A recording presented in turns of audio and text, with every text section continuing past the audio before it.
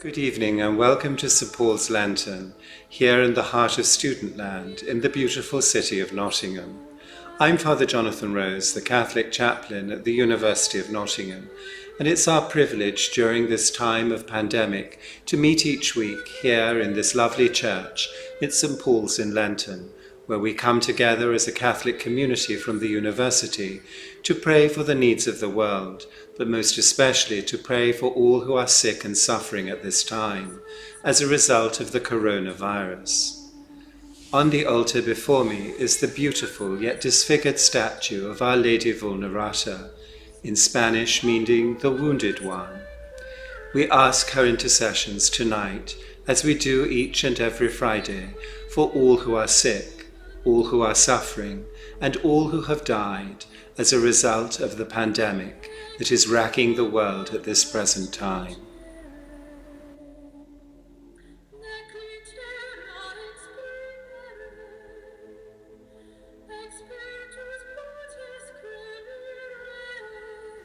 I was privileged to begin my seminary training at the Royal English College of St Alban in Valladolid in Castile, in northern Spain.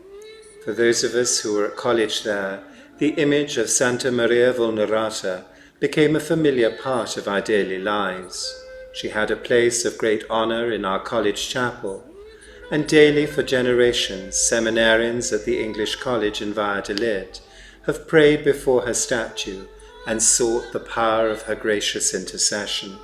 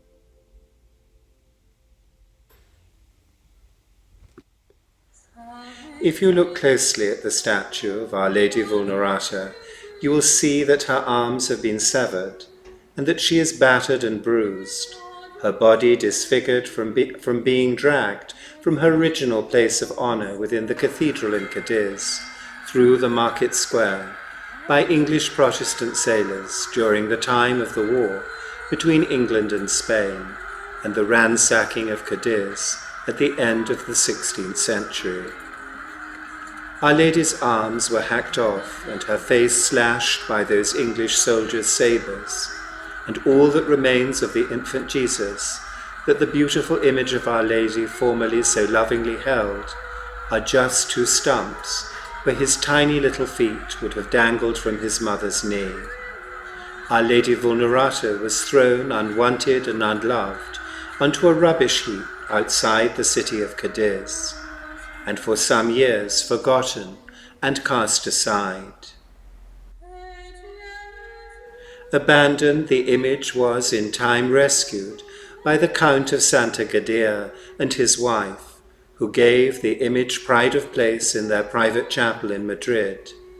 And then in 1600, the procurator of the English College in Valladolid, Father John Blackford, approached the Count and his wife and asked for the chance to make reparation for the desecration committed by his fellow countrymen, and by taking the image back to the English College with him.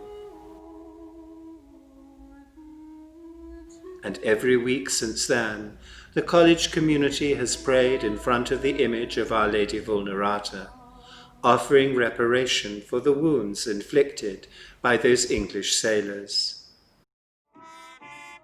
Each Monday in Holy Week since 2002, she has been carried out to the street outside the college for a beautiful and moving encounter with a statue of her crucified son, Cristo de Elevido, Christ the Forgotten.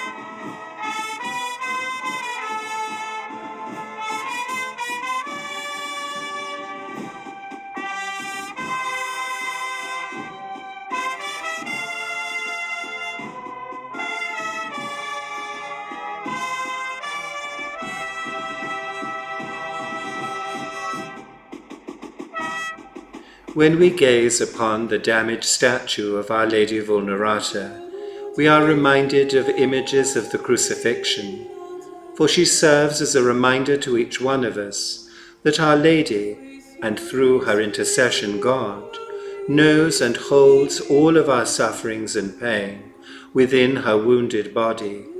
Her body broken and bruised reminds us too that there is no need to explain or describe the pain or sorrow felt at times of crisis like this. God knows our pain, and He feels our sorrow, and He holds each of us close in the power of His great love.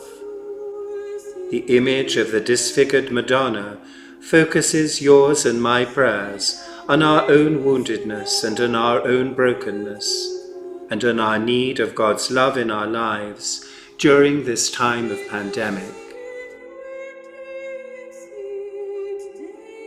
The image of Our Lady Vulnerata reminds us too that Our Lady holds before God all of our vulnerabilities, all of our fears, all of our anxieties and concerns, and all of the worries and pains of the world and the sorrow around us.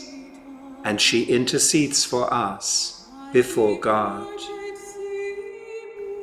I pray that with St. Paul, each of us may be able to say that our weakness is our strength, and with Our Lady Vulnerata, we may find God looking upon us with kindness and compassion, in our lowliness and in our fragility. And so let us take courage tonight from the power of God's great love for each and every one of us. And may Our Lady Vulnerata, the wounded one, pray for you and for me, and for all who are sick and all who are suffering in the world at this time. Our Lady Vulnerata, pray for us.